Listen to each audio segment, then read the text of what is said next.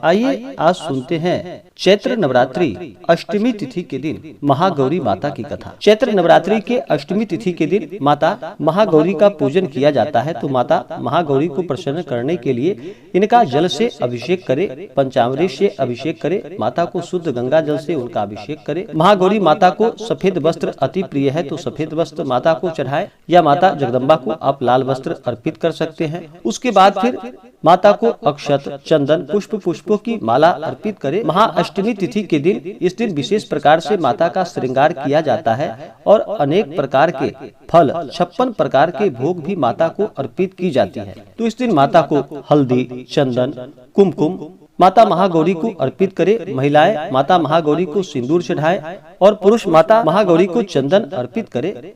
उसके बाद फिर माता को धूप दिखाए, वहाँ पे एक दीपक जलाए, माता को दीपक दिखाएं।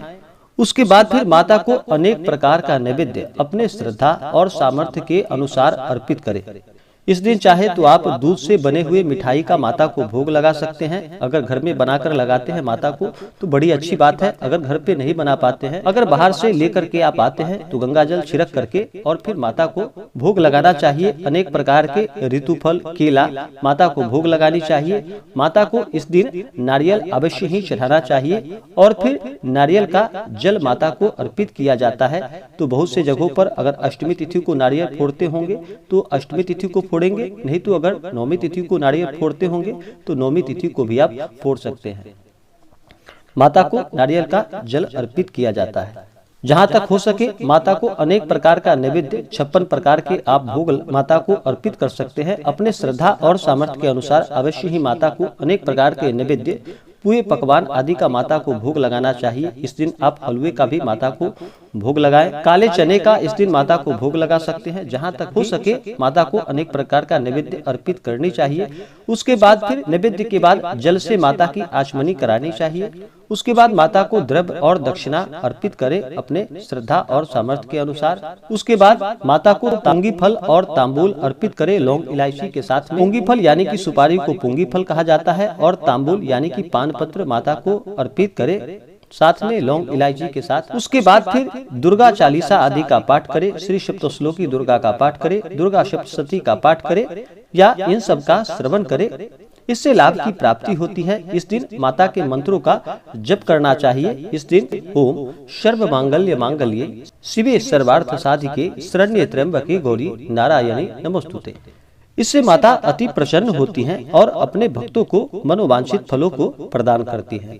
तो आइए सुनते हैं चैत्र नवरात्रि के 8वें दिन माता महागौरी की कथा। तो बोलिए प्रेम से माता महागौरी की जय, नव दुर्गा देवी की जय, माता महाकाली महालक्ष्मी महासरस्वती माता की जय। माता महागौरी अपने भक्तों की सभी इच्छाओं को पूर्ण करने वाली है। माता महागौरी को इन्हें श्वेतांबर धरा भी कहा जाता है।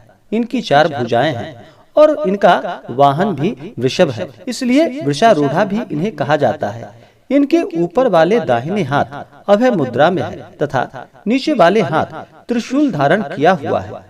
ऊपर वाले बाएं हाथ में डमरू धारण माता ने कर रखा है और नीचे वाले हाथों में वर मुद्रा है। माता महागौरी की पूरी मुद्रा बहुत ही शांत है। माता महागौरी ने भगवान शिव को पति रूप में प्राप्त करने के लिए इन्होंने कठोर तपस्या की थी। इसी वजह से इनका शरीर काला पड़ गया था, लेकिन तपस्या से प्रसन्न होकर भगवान शिव जी ने इनके शरीर को गंगा के पवित्र जल से धोकर कांतिमय बना दिया और फिर उनका रूप गौर वर्ण का हो गया। इसलिए इन्हें महागौरी के नाम से जाना जाने लगा।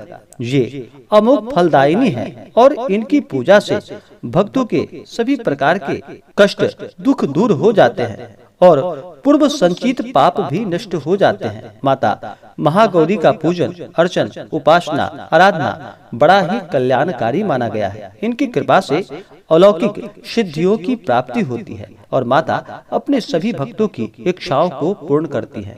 तो बोलिए प्रेम से माता महागौरी की जय। इसी प्रकार से जो भी सच्ची श्रद्धा के साथ माता महागौरी का पूजन करते हैं, व्रत को रखते हैं, कथा श्रवण करते हैं, दुर्गा चालीसा सप्तश्लोकी दुर्गा का पाठ करते हैं, माता इससे अति प्रसन्न होती है और अपने भक्तों को मनोवांछित फलों को प्रदान करती है। चैत्र नवरात्रि के दौरान जो भी जातक व्रत करते हैं, व्रत के दौरान नियमों का पालन करना चाहिए। इन 9 दिनों तक चैत्र नवरात्रि के दौरान शुद्ध और सात्विकता का पालन करना चाहिए। इन दिनों ब्रह्मचर्य का पालन करना चाहिए।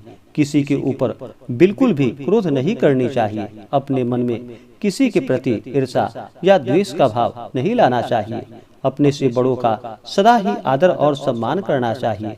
महिलाओं का सदा ही सम्मान करना चाहिए। उनका कभी भी अपमान नहीं करना चाहिए। जहाँ तक हो सके धर्म का कार्य, दान पुण्यों का कार्य करना चाहिए। गरीबों को भोजन करानी चाहिए। ब्राह्मणों को भोजन कराना चाहिए। कन्या कुमारी का पूजन करना चाहिए। इससे माता अति प्रसन्न होती है और अपने भक्तों को मनोवांछित फलों को प्रदान करती है। इसी प्रकार से जो भी सच्ची श्रद्धा के साथ, नियम और निष्ठा के साथ चैत्र नवरात्रि का व्रत करते हैं, कथा श्रवण करते हैं, माता उनके सभी इच्छाओं को पूर्ण करती है। तो बोलिए प्रेम से दुर्गा माता की जय। तो आशा करता हूँ कि जानकारी आपको अच्छा लगा हो। ऐसे ही जानकारियाँ प्राप्त करते रहने के लिए हमारे इस चैनल को लाल बटन दबा करके सब्सक्राइब करें। साथ में बेल आइकन घंटी को दबाना न भूलें ताकि मेरे वीडियो का नोटिफिकेशन आपको समय से मिलता रहे। वीडियो को लाइक करें, शेयर करें। जय माता दी। धन्यवाद।